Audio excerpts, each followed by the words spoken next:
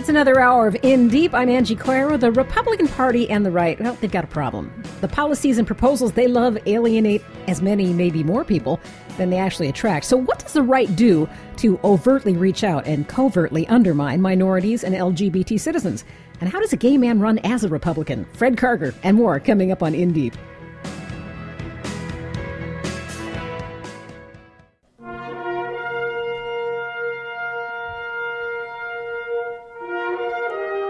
What does that music mean? It sounds vaguely familiar. Oh, yeah. There she is. It's GottaLaff with her usual skewed political view of the news. Yes. It's our side Buttercup. I've come up with a brand new cure for insomnia. Oh, yeah? It's so easy. Why nobody thought of this before, honestly? You close your eyes and you count how many cars fit into Mitt Romney's car elevator. It's so obvious. You just sit there and go on forever until you fall asleep. He went out of his way this week to prove how out of touch he is with the average American. The car elevator was just the beginning. Oh, my God. A lobbyist dedicated to getting officials to renovate his home. Unbelievable. The thing is not that he's wealthy and that, oh, my God, how out of touch he is because he's wealthy, because there are wealthy politicians who are not out of touch. Yes, exactly. But he's just, he's Romney. He's out of touch. Yeah, exactly. He's just clueless. As you said earlier to me today, he's absolutely clueless. He has no way to connect with, if he has a human side, with his human side. And he sees everything politically. He doesn't get it. The newest is he was on this conference call with thousands of Wisconsin voters. And he comes up with a little nostalgia moment that he called humorous. He said it. We didn't. And do you have the clip of this, or do you want me to just read what he said? Why don't you go ahead and read what he says? Okay. He goes, one of the most humorous moments I think relates to my father. You may remember my father, George Romney, was president of an automobile company called American Motors. They had a factory in Michigan, and they had a factory in Kenosha, Wisconsin, and another one in Milwaukee, Wisconsin. And as the president of the company, he decided to close the factory in Michigan and move all the production to Wisconsin. Now, later he decided to run for governor of Michigan, and so you can imagine that having closed that factory and moved all the production to Wisconsin was a very sensitive issue to him for his campaign. And so he starts recalling this parade in which there was a school band marching with his dad's campaign, that they only knew the Wisconsin fight song. They didn't know the Michigan fight song. So he goes on to say, so every time they would start playing on Wisconsin, my dad's political people would jump up and down and try to get them to stop. But they didn't want people in Michigan to be reminded that my dad had moved the production to Wisconsin. It is so weird. This is a weird. How can he find that funny for these people? Aren't unemployed people funny to you? Maybe there's something wrong with me. And I bet yesterday he rented 2 of his Cadillacs to his servants and thought that was funny too. It's just insane. Honestly, the guy, and then you do have the clip of him making fun of John Kerry. I know that. Yeah, we do. You want to hear that? Here is Mitt Romney going off on John Kerry. There's a senator from my state, you may have heard, that wants to get elected president. And I don't know why he wants to do that, because, of course, if he won, he'd have to move into a smaller house. But yeah. What's that old thing about when you point a finger at somebody, there are 4 pointing back at you? Well, 4 houses pointing back at him, in fact. That was a 2004 speech, and he was at the Republican Governors Association, and here is the king of houses talking about a guy that has a house. Talking about his 2 Cadillacs and the right-sized trees, and who knows what else he says. Mr. Etch-a-Sketch has got to reshake himself again, because that was just wrong. He doesn't remember that we actually record things. People have these things called recorders, and you can play them back anytime you want. I think I'd feel better about the guy if I thought this was all because he was on drugs. It would make me like him more, but no, he's just stupid. It would be an improvement, I can tell you that. Okay, so if we want to take a break from the insanity of Mitt Romney, shall we look to Santorum instead? There's no insanity there, huh? So he went bowling, and it turns out Sam Youngman, who's a campaign correspondent for Reuters, happened to catch him saying, and I'm quoting Rick Santorum, "You're not going to use the pink bowling ball. We're not going to let you do that. Not on camera," Santorum to a young fella bowling with him. Santorum picked up what somebody else was saying and continued on with, "Friends don't let friends use pink balls." Well, yeah. How many different ways shall we translate that? Well, as Hypervocal, the site Hypervocal said, Rick Santorum only likes boys with blue balls. Which explains his entire life. It certainly does. I'd like to know, first of all, other than the fact that he was encouraging, homophobic, discriminating, bullying type of attitude, I'd like to know why inanimate pink objects turn one gay. And I'd like to know if there are gay colors, then there must be non-gay colors. And if there are non-gay colors, then if gay men wear them, do they turn straight? That's probably more thought than he's ever given, more introspection than he's ever given to anything he's ever done. Although, you know what? Our engineer Matt brought up, when you go to bowling alleys, a lot of times the balls they have available for rent are color-coded. You pick it by weight. If it's pink, you just overcome whatever issues you might have and pick up the right ball. Yeah, I can't lift those things anyway. And here's the other thing, by the way, speaking of gay colors, the best part is that Rick Santorum wears pink ties, and there are pictures of him. So, he can talk about pink balls all he wants, and all of us will, in fact. But which is why we bring you around here, Miss Laffy. Thank you for another excellent glimpse of the headlines. Thank you. GottaLaff from thepoliticalcarnival.net. Hi, I'm Angie Coiro. This is In Deep. As this election gets closer, life for Republicans gets a wee bit complicated. Now, on the trail, they slam Puerto Ricans for not speaking English, gay people for not being straight, women for having vaginas, non-Christians for believing the wrong things, and Hispanics because, of course, they have suspect immigration status. They just might be reducing the numbers that will flock to the booth for them. So this hour, we're looking at how the Republican right confronts two natural enemies, Hispanics and the gay population. They combine public overtures with fierce behind-the-scenes manipulation. In a few minutes, the covert divide and conquer strategy on gay marriage. But first, Republicans are stymied by the growing Latino population. Their numbers are too big to ignore. So among other tactics, the right fights to require picture IDs for voters. The Brennan Center for Justice points out as many as 11% of eligible voters don't have government-issue photo ID. Now, that percentage is even higher for people of color. Many find it hard to get the IDs because documentation can be difficult or expensive. The nation says that's 23 million eligible voters who don't have picture ID. So that screens some of them out, but to reach those who will vote, the right has to engage them without alienating their conservative, often racist base. As an example, U.S. Latinos love the DREAM Act. It's a progressive plan that supports education and citizenship for young immigrants. Now, how can the right compete with that? Senator Marco Rubio popped up with a pseudo-DREAM Act, kind of a nightmare. Michael Keegan said in the Huffington Post that this would give young people a permanent second-class status. They'd be allowed to live and work and pay taxes in the U.S., but never be permitted the ability to vote or exercise full citizenship. So that's the balancing act on the right. You pit the blacks against the queers. You razzle-dazzle the naive brown people while making sure they don't get to outnumber the white folks at the polls. Charming. So let's tackle that latter part of the equation first. And the big challenge for Republicans is reaching out to constituencies that, in fact, their very policies at the very least offend and at worst can actually criminalize.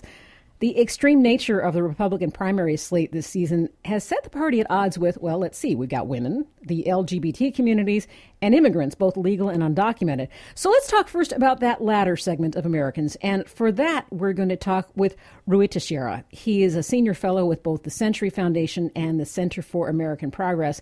And he caught my eye when he participated in a print debate on the New York Times website, and it was in line with what the Democrats need to do for their Hispanic outreach. So we'll touch him with both parts of that conversation. Ruy, thanks for taking time with us. Sure, no problem. So getting the Hispanic vote is important for both sides, just numerically. Now, some of the most recent polls have said that Hispanic participation in voting has shown its first drop in many, many years, but it's still a significant portion of the electorate. Do the Hispanics go to Democrats because it's the least of the two evils? Is there a natural attraction there, or is it just that the Republican policies are so repugnant? Where's the stance there? Well, I think it's a little bit of both. I mean, on the one hand, if you look, obviously, in terms of the overall immigration issue, Democrats are historically more on Hispanic side than the Republicans, are much more liberal and tolerant about it and more interested in actual reform of the system and not just rigid enforcement. So that helps them. And then if you look at a wide range of economic issues, Hispanics tend to be very sensitive to these economic issues, see the government as having an important role in addressing things like jobs and education, and that naturally tends to put them on the side of the Democrats. In fact, if you look at basic questions about the role of government, Hispanics are the most liberal group in the United States. They're even more liberal than blacks on some of these issues. So there's natural attraction in that sense, I think. But the other side of it, of course, is that the Republicans are doing everything they can to push away any Hispanic who might be interested in the Republican Party because of their, pretty hostile stance in immigration, because of the way the candidates, for example, in the Republican primary have tended to one-up each other in terms of articulating their, sort of hardline stance in immigration. Everybody's against the DREAM Act. Everybody's against in-state tuition for kids of immigrants. Everybody, of course, isn't interested at all in a path to citizenship, and they just want to build a wall ever higher between Mexico and the United States. So that's not a welcoming kind of message for most Hispanics. So they're tending now, I think, at this point, to see Republicans as the white people's party, and the Democrats as a party that's much more open to minorities in general, Hispanics in particular. Well, I think that's a double whammy in terms of, for the GOP. On the one hand, Hispanics attracted to the Democrats just generically, and on the other hand, they're pushing them away. Well, although the Republicans have tried to make a dent in that, at least going to the DREAM Act, and Senator Marco Rubio of Florida, he has come out with what he essentially calls his version of the DREAM Act, obviously an outreach attempt, but it guts the Democratic promotion of the DREAM Act because there's no real trail to the American dream in that, but it does show they're making some kind of effort. Does it carry any weight that you have someone who's young, attractive, well-spoken, Marco Rubio in Florida, who's at least saying, gosh, I hear what your interests are and we're trying to address that? Do you think that carries any real weight? I think pretty limited. I mean, this is a standard, today's Republican Party strategy about Hispanics is, it's strictly rhetorical, the kind of outreach. They'll run Spanish language ads and they'll talk about an issue of concern to Hispanics, but talk about it in a way that's so different than what the Democrats are proposing and what most Hispanics want that it's almost silly. As I think the New York Times put it, the Rubio proposal is like the DREAM Act without the dream. I mean, it's just kind of weird. I mean, why are they even bothering? But I think they hope just by talking the talk a little bit they'll fool people. But I actually think it's going to be pretty difficult to get over on most Hispanic voters in that way. I think Rubio, his real job, if he has one at this point for the Republicans, is strictly in Florida, I think. I think his national appeal is limited. However, if they do put him on the ticket, it would probably enhance the Republicans' chances of carrying Florida because of his appeal to Cuban Hispanics and, sort of general native son kind of stuff. So I think that's important for them. I mean, if they can't carry Florida, they can't win this election. They can't win the presidential election. So, but I think Rubio and the kind of proposals he's making are in and of themselves drastically insufficient to change the image of the Republicans among Hispanics at large. What about the appeal of some of the social issues? And to delineate some of those, we have, for example, there's a very big push for anti-abortion on the right side. It's a very anti-gay line of folks we have there on the Republican side. And some of the Hispanic Latino communities tend to be either Catholic or at least heavily Christian. And does this have, again, any appeal there? Again, I think pretty limited. There are two things that are important to know about Latinos' views on social issues. One is that, by and large, they don't vote on those issues. It's been shown time and again that even where Latinos have conservative views on social issues, even those voters who do, they don't tend to vote on that basis. So in that sense, it doesn't do them a lot of good. And the second thing is a more, people are, I think, less clear on, or even more confused, let's just say, is that Hispanics' views on social issues are not that conservative. If you look, for example, at their views on gay marriage, Hispanics, by and large, are about as liberal or non-liberal as, you want to put, whichever way you want to put it, as non-Hispanic whites. That does go against the conventional wisdom, yeah. And in fact, the most conservative group, a race-ethnic group on gay issues, are blacks.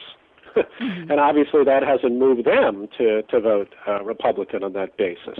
And I think in the case of Hispanics, the hope that they'll vote on the basis of those issues for the Republican Party is even more misplaced.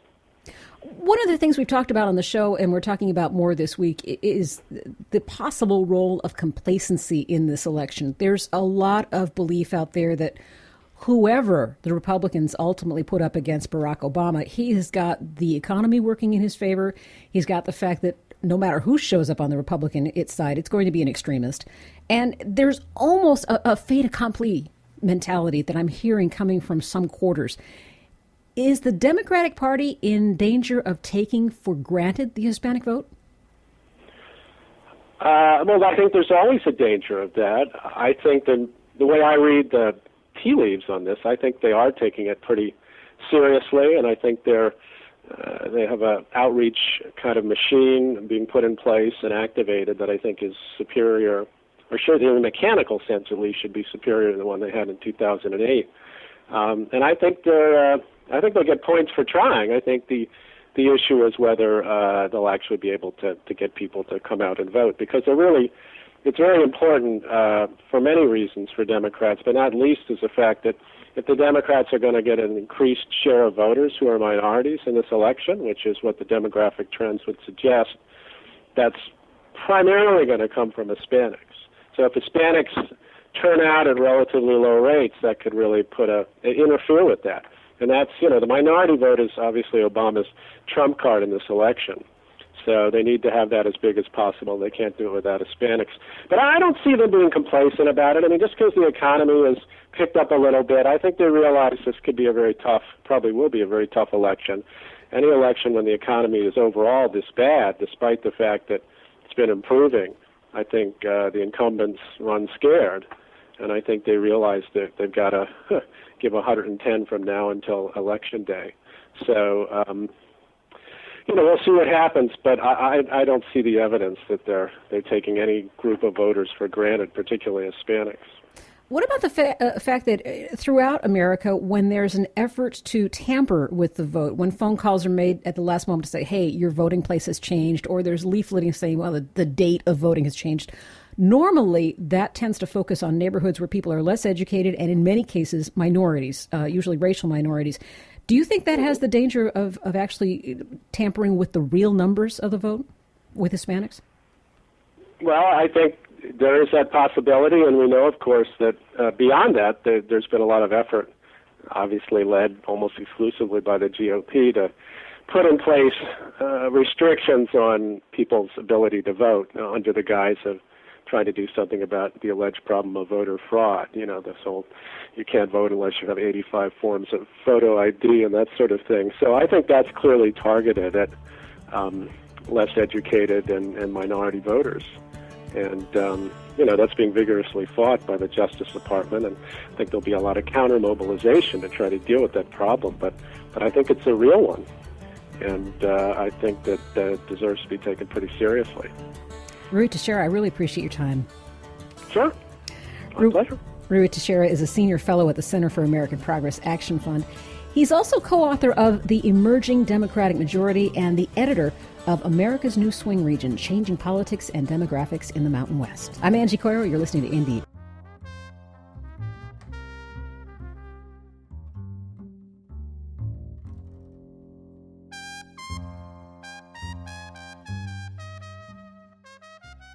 We're spending this hour on In Deep Radio talking about the outreach that the Republicans make. They have some effort to talk to constituencies that they actually work against. It's a very difficult position for them. They want to get the Hispanic vote, but their articles, their ideas, and even their very language around immigration is repellent. They try to do outreach when they talk to the LGBT groups, but of course they, in some cases, even are in favor of criminalizing LGBT behavior or existence. So one of the things that we uncovered as we worked to develop this hour was what had actually happened behind the scenes with the National Organization for Marriage. That is the group that has been repeatedly pushing for marriage to have one definition: a heterosexual coupling, male and female only, with not much distinction, I might add, between that which is deigned by God and that which is recognized by the United States of America.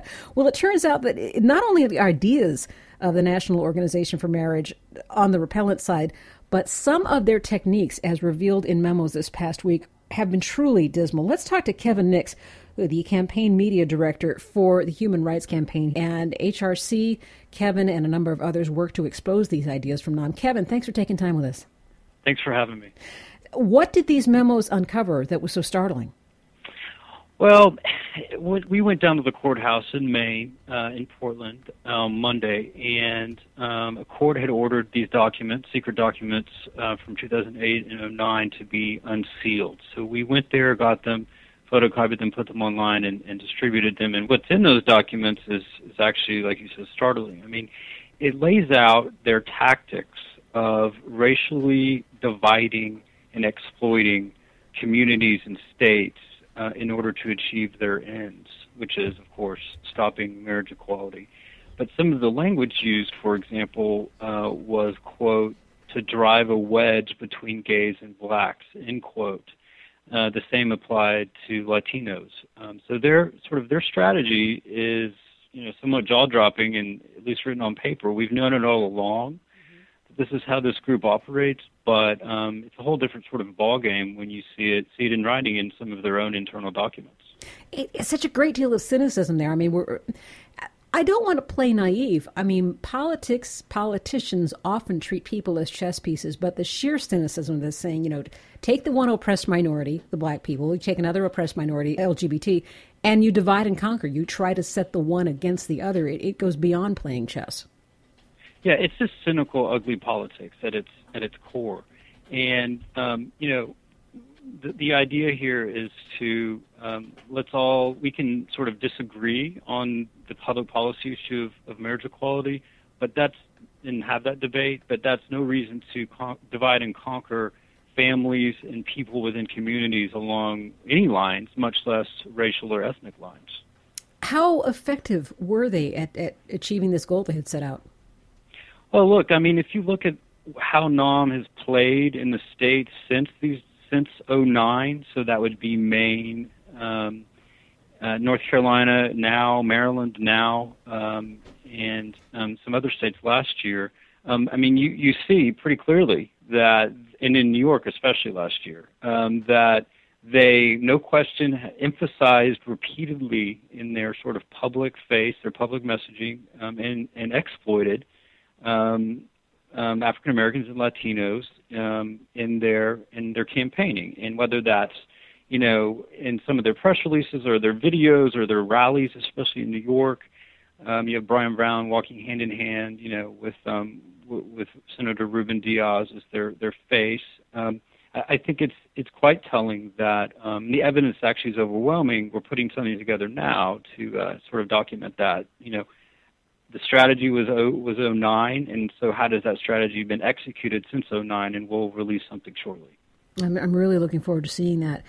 One thing that's surprising about NOM is they keep returning to techniques, strategies, and rhetoric that have repeatedly been shown to be inaccurate or outright lies. And I'm referring this time to one of their most recent tweets on Twitter. They posted, "Support developing for plural marriage across the U.S. This is next if we don't stand strong on marriage's definition." It sounds almost archaic. It's right up there with them saying, if we let gay people marry each other, we have to let our dogs marry our cats. We have to let people marry horses. Does this have any traction with the average voter at all?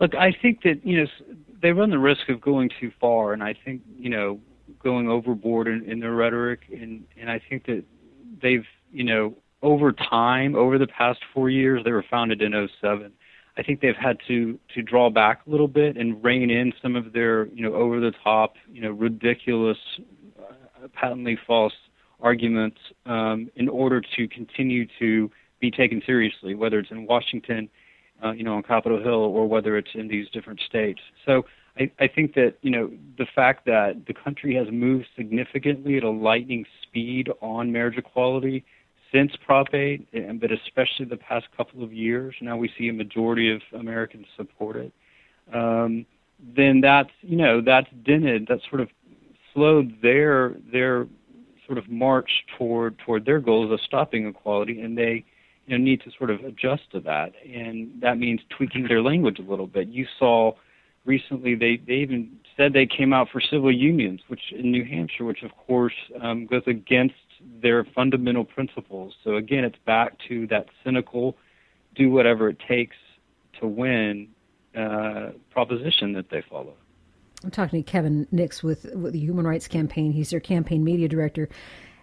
I get the feeling that those who are in power in Washington take no heed of the public sentiment that you've just been talking about, that the public support has really rallied for marriage equality. And yet we had word that Speaker Boehner, I'm saying yesterday because our show records during the week for weekend broadcast, yesterday Boehner appointed one of the NOM co-founders to a federal commission for, of all things, the International Religious Freedom Commission, which addresses, quote, the challenges of religious extremism, intolerance, and repression throughout the world. Now, unless he decided to put Robert George in that seat to function as Exhibit A of extremism, intolerance, and repression, this is an appalling slight. Right. Robert George is not exactly the sort of paragon of freedom, liberty, and non-discrimination, right? Yet the Speaker appointed him to that position. That actually sort of puts the Speaker more... he's aligning himself more with the extremist right wing of the party by picking Robert George, who, as you said, is a co-founder, chairman emeritus of NOM, and who actually moderated a Republican primary debate last year. And I guess I don't understand the mentality behind this. Is this essentially flipping the bird at those people who are in favor of marriage equality, saying, look, you don't get to win, we're in power regardless of what public sentiment is? Now, how do you translate this?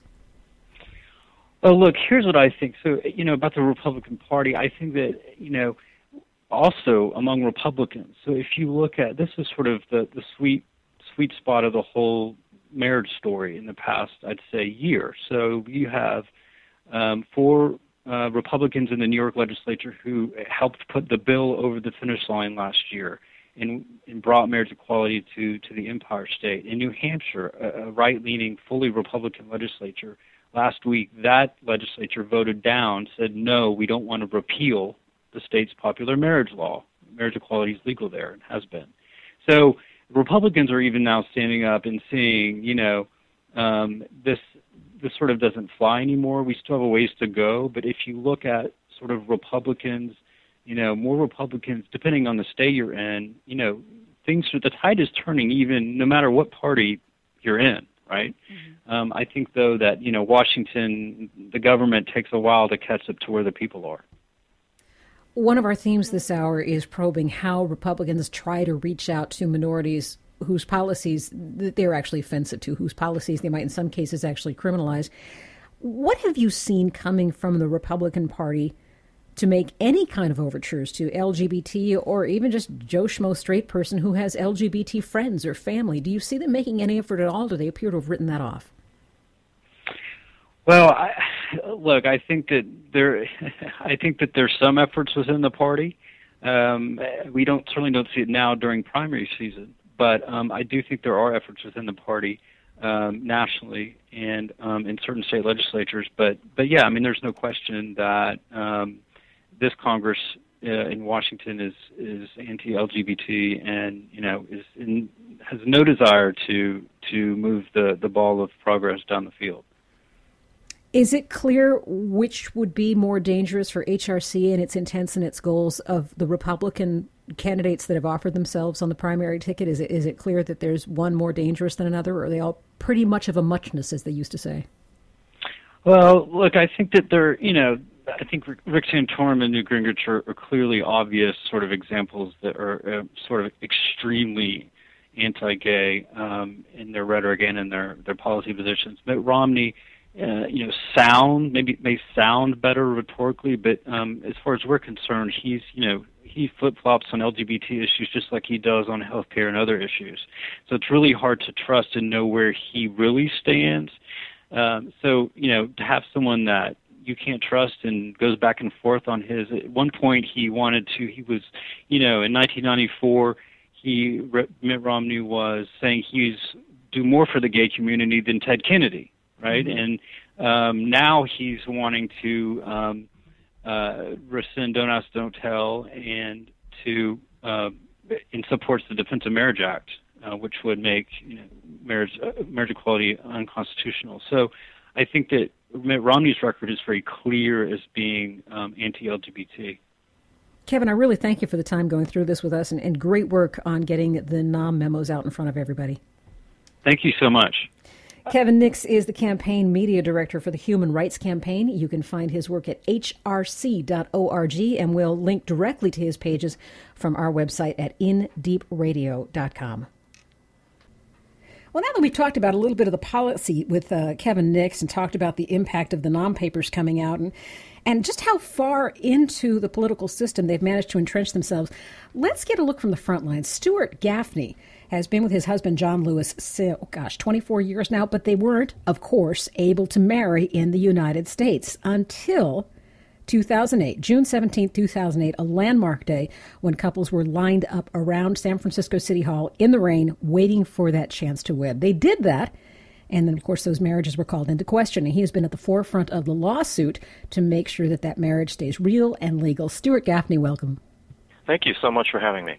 I have to get your personal input on when you heard about what happened with the National Organization for Marriage and the way that they were effectively, very cynically trying to drive a wedge between black communities and LGBT communities in order to weaken their strength in the marriage issue.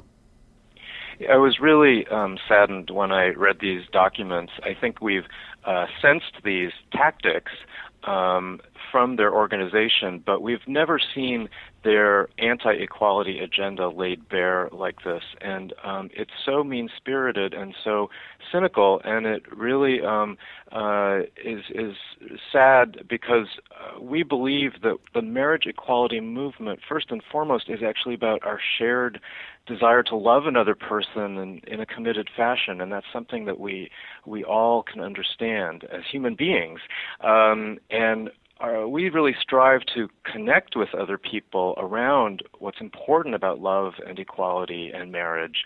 And to see this agenda to divide and conquer really made me very sad to see what we're facing.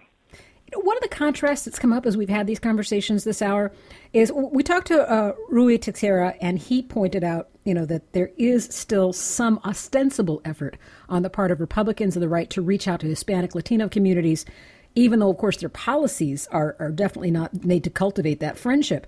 On the other hand, when you look at what's happened with the right, the Republicans, and the LGBT communities, it almost seems more like they've just given that up. They're not doing any reaching across the waters. They're not trying to engage them at all. They're not going to count on any of those votes come election time. Am I reading that correctly, according to your take? Well, with Marriage Equality USA, we are working very hard to both have the universal message of love and marriage that I spoke about, but also to do work in specific communities. For example, my parents were an interracial couple and actually faced laws against their own marriage before the U.S. Supreme Court overturned all remaining bans on interracial marriage in 1967. And in 1967, that was the first time our family was legal as a family in all 50 states.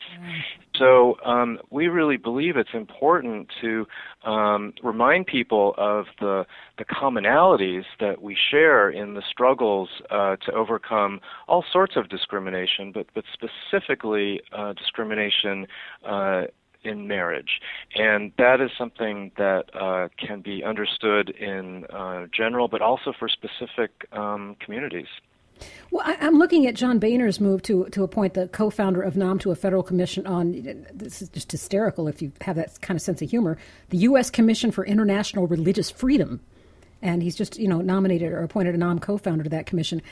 Is that an indication that there is going to be no effort on behalf of the right to even try to cultivate some commonality with the message that you're talking about, which is that this is about the things that we all hold to be sacred? Well, I wish I could be more optimistic, but reading the language of the NOM document, I was just really struck by how just bald-faced they were about wanting to create dissension, to cause conflict between groups, and also to use really I thought, kind of shocking language about how they talked about the process of assimilation for Latinos, or how they even talked about finding spokespeople that they called non-cognitive, which really is just kind of an insulting term for the types of people they wanted to be messengers in certain communities. So it's very disrespectful, I have to say, what they're putting forward, and I just can't imagine how this is going to further their anti-equality cause in any way. When you look forward to the election coming up, do you think that the issues of marriage equality, that other issues that might be of importance to the LGBT communities, do you see these taking a front seat in any way? Well, we've seen for the first time national polls showing majority support for the freedom to marry now, and it's just in time because we're seeing so far in 2012 a record-breaking movement in Washington State and in New Jersey and in Maryland to implement marriage equality, but in up to 7 states it's going to be on the ballot later this year. So it's we really believe that fundamental right, like marriage, shouldn't be a popularity contest and should not be up for a popular vote. But given that it is, we actually are in the position of needing to ask our neighbors and friends to vote for our equal marriage rights. So it is going to be a big issue this year, definitely. Stuart Gaffney, I really appreciate the time, and I appreciate, too, everything that you've done for the movement to bring people equal rights. It seems so basic, and yet it's been a big fight, and you've really been at the front of it. I thank you so much, and I hope you got the energy and the pizzazz to continue in it, because you've done a great job. Thank you so much. John and I are celebrating 25 years together. Wow. So that gives us energy right there. We love talking about love and marriage, so thank you so much. You got it. Stuart Gaffney will put a link to his work on our website at indeepradio.com. I'm Angie Coiro.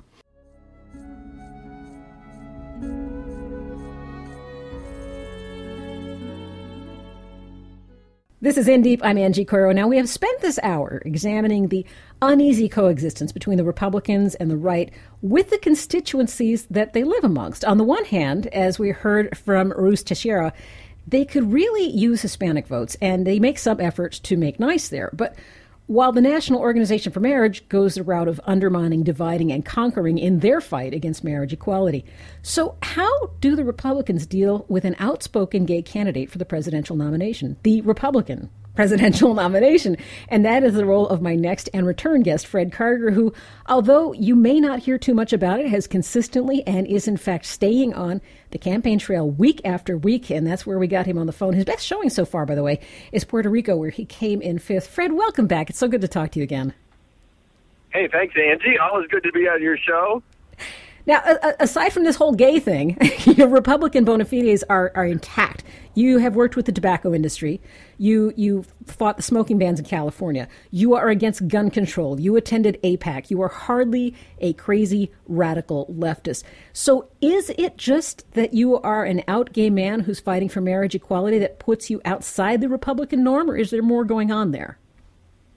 Well, no, I've been like this way my whole life. I was raised by a pair of moderate Republican parents who had great caring for people. I was a child of the 60s and the civil rights movement, so we were kind of peripherally involved in that, and they just taught me good values to look out for people in need, whether it's government or individuals that we could help. And so I'm a different kind of Republican now. I'm not such an anomaly to the Republican Party I grew up with, though, which was much more moderate and wasn't all divisive and welcomed everyone into the Republican Party. You know what's interesting about that is I talk to a lot of people who either are or were Republican and they consider themselves moderate. They feel like they don't have a party. And the more time goes by, the more I think they're in the quiet majority. So why do you think that's not reflected in the people we have running for office? You know, you have Santorum, who is so against equality in marriage, and you have Romney, who does seem to be out of touch with anyone outside the upper privileged white circle. Why is the moderate Republican not represented? Well, the moderate is through Fred Karger. I even use the M word in my commercials. Ron Paul, as a pretty full libertarian in so many ways, I think represents probably 75% of the moderate Republican viewpoint. I hear it time and time again on the campaign trail. My parents were moderates. I used to be a Republican. And what's happened, the leaders of the party, not the party itself, but the leaders who've done a takeover, starting at the city and county level to the state Republican parties to the national Republican Party, want this purity pledge where you either agree with 9 out of 10 social issues that they believe in or you're not allowed in. Well, that's stupid. We're a minority party. We should be welcoming everyone in, as Ronald Reagan did, and he was a great compromiser. He got along with Democrats. He brought an entire new young generation into the Republican Party after Watergate, when it was as uncool to be a Republican if you're under 30 then as ever. And so we need to just drop all these terrible social positions. People like Rick Santorum are doing tremendous damage long-term to the Republican Party for his own selfish interest in this cycle, and I think we've got a great opportunity to do this if we would just start looking at Fred Karger, who is on the California ballot, and others who speak out in support of inclusion of everyone in the Republican Party. Tell me as much as you can, and I understand there are some things that a candidate can't speak of that happen behind the scenes, but insofar as you can, what happens with your efforts to be included in the debates when they're televised, your efforts to get on the ballot? I mean, what do you hear about why we're not hearing, and when I say we, I mean the larger American public, we're not hearing of Fred Karger as we do Rick Santorum, as we do Mitt Romney, as we do Newt Gingrich? Well, it's interesting. I started this as a first-time candidate 25 months ago, and about 23 months ago in New Orleans, I announced my intention to run. You've got to do things very carefully until you file, so it was an intention to run. But for all intents and purposes, I was announcing my candidacy, and I said I have one goal, and that is to get in a debate. And as a historic candidate who is the first openly gay candidate to run for president of either major political party, openly gay, it would be very significant. And I worked very hard to do that. And part of it's a catch-22. You have to do well in the polls in order to get included in the debate. So the first Fox News debate in Greensboro, South Carolina last May, I was excluded from because the criteria Fox set up was you got to be at 1% in 5 national debates.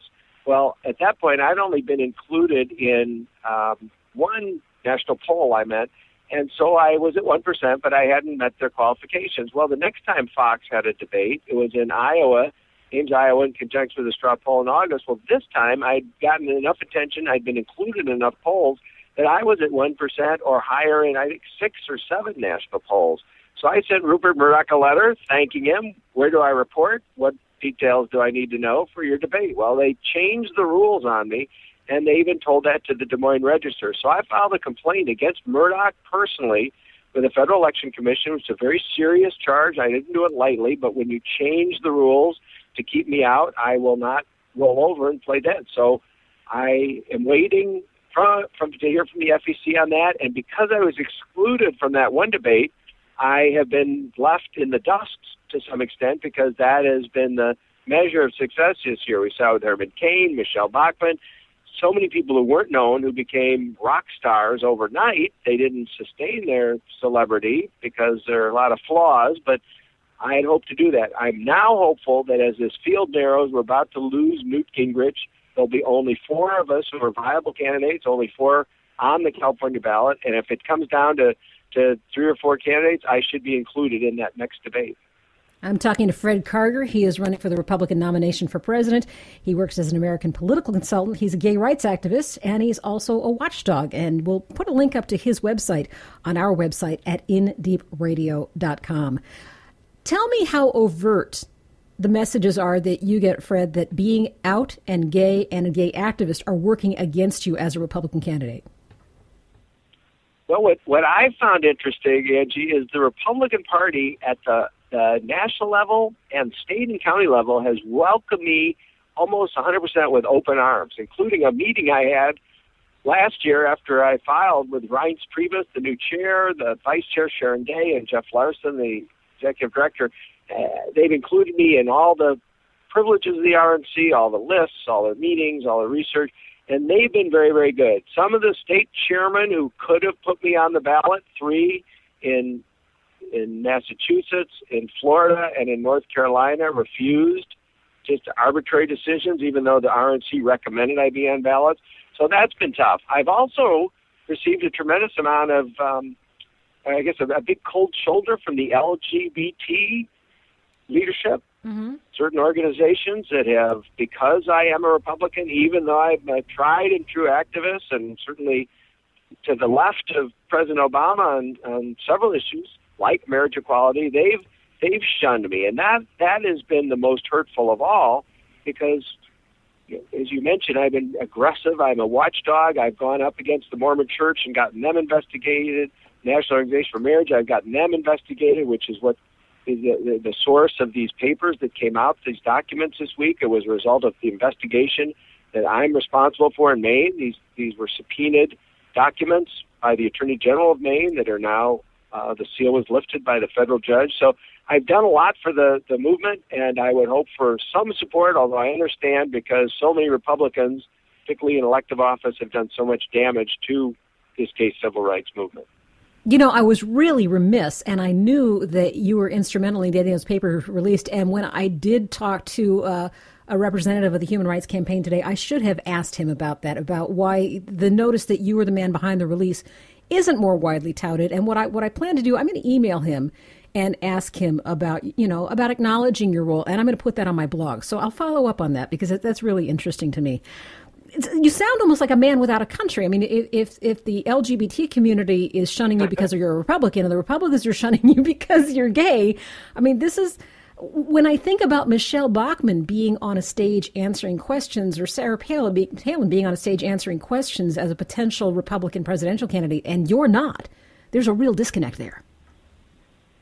Well, thank you. I think I was a little intimidated. I did go to that first Fox News debate in Greenville last May, and 3,000 people in the auditorium, live televised, and I was invited to participate in their primary, but not in the debate. And so it's a pretty scary prospect. But in this last 10, 11 months, I've really gained my confidence. I've become much more conversant on all the domestic and international issues. I've traveled to the Middle East, so I'm very comfortable now and would be ready to take on these candidates, even though they've been in 20 debates, most of them. So I do have a constituency out there.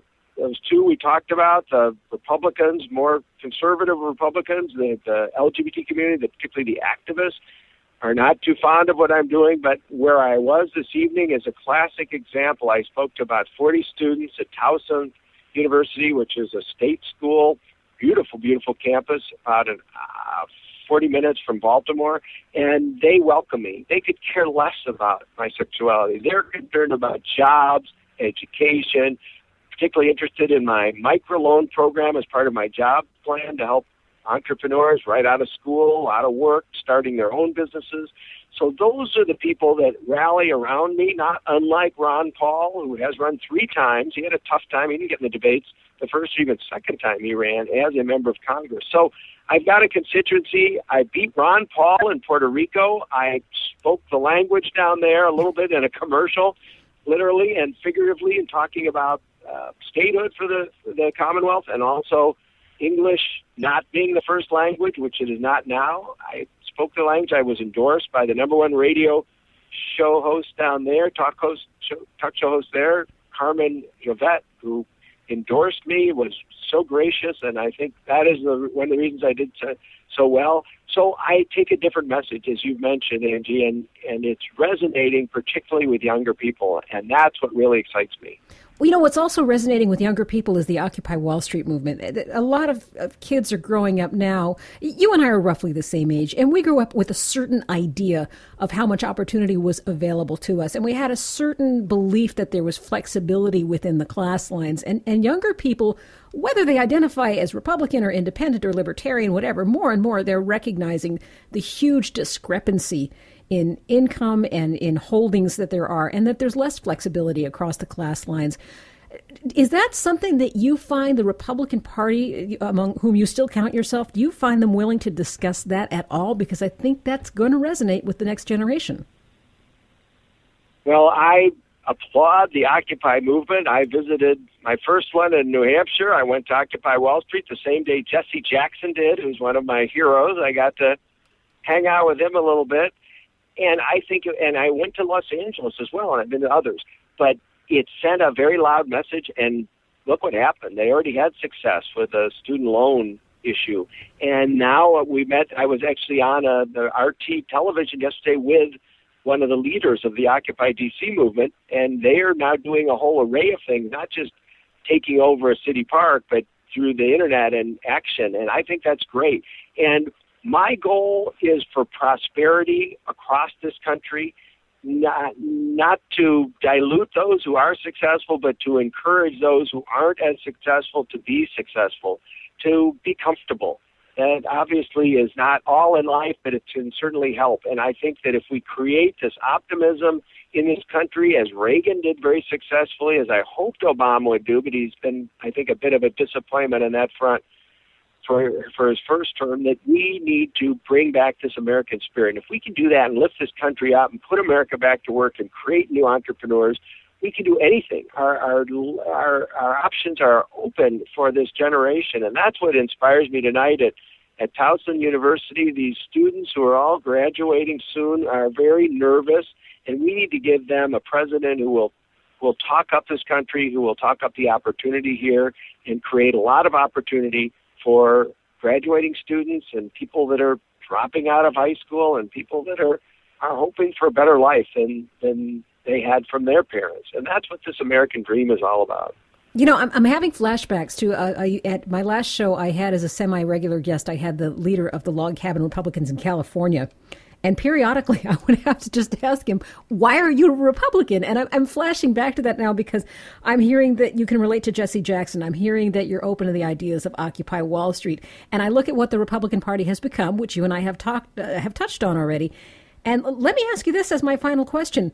Why are you a Republican? What is it about you and the policies you appreciate and what you stand for that you still think the Republican Party stands for?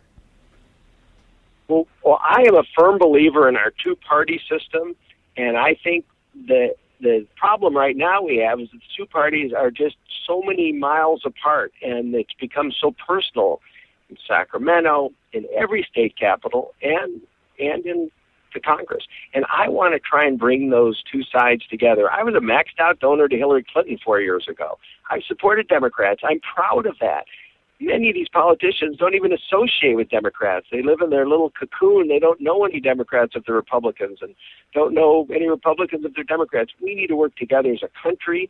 I think that's important that we have some moderation in the Republican Party who can relate to Democrats, who can speak that same language and get along. And Reagan was the master at that. First thing he did as president was to invite the Speaker of the House, Tip O'Neill, over to the White House, and they bonded and they became friends and they got things done. And so my moderation, my centrist positions, I think, as a leader in the Republican Party, and certainly if I'm fortunate enough to be president, I think I could do great work in bringing the politicians together, which will then bring the country together. And I have no greater goal than that. Fred Karger, it's a joy to talk to you, and I applaud your basic decency. I'm sure there's an awful lot you and I disagree on, but by gosh, I hope more people on both sides of the aisle start to become this civil with each other. Thank you so much. Thank you, Angie. Fred Karger is running for the Republican presidential nomination. And thank you for tuning in to In Deep. You can follow us on Twitter at In Deep Radio or on Facebook as In Deep with Angie Coiro. Our executive producer is Gordon Whiting. Matt Fiddler is our engineer. Our intern is Forrest Phillips. Our theme is by Big Troubles. David Gans provides our closing music. Visit us online at indeep.com for web extras. And we are coming back next week to once again go In Deep. I'm Angie Coiro. Occupation with other people's private parts. They want us to do what they say, but I'd rather live my own damn way. We'll take our culture back someday, but it's gonna get worse before it gets better. It's gonna get worse before it gets better. It's gonna get worse before it gets better, but I know it's gonna get better.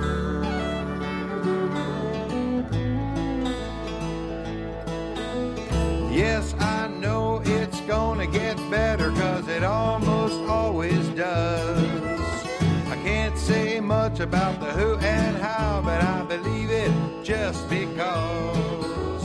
The day by day our bonds unweave, mammon gloats as nature grieves.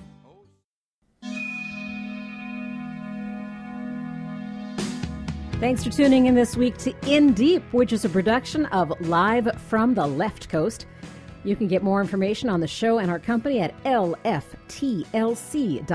Live from the Left Coast. While you're there, you can become a member and support our work.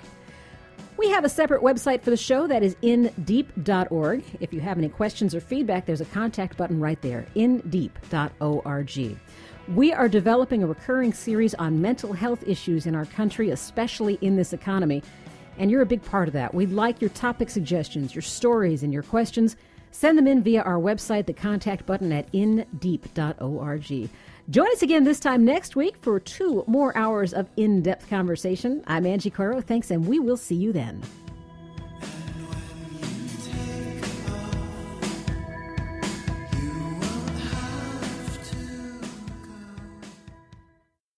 You're listening to WPWC 1480 AM, Dumfries, Virginia. We Act Radio, home of Washington's progressive working community.